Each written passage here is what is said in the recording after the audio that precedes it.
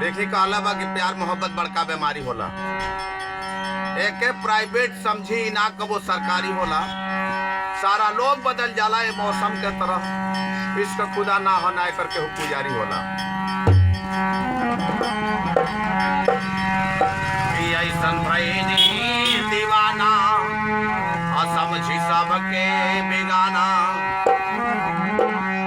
ओ ऐसन भइनी दीवाना समझी सबके बेगाना।